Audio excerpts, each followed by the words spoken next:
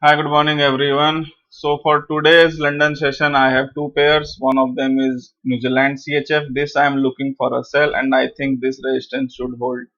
So coming to the 15 minutes, which is my trading time frame, I will be taking entries and decision based upon this time frame. So looking for a sell in this somewhat here. I want the price to reach at this level, stop loss here, and I would love to drive it up to here. So let's see how this develops when the market open. Market will be going to open at around 12:30 as per our Indian Standard Time, and from now onwards it's around 1:30 hours from now. So yeah, this is my plan for New Zealand CHF.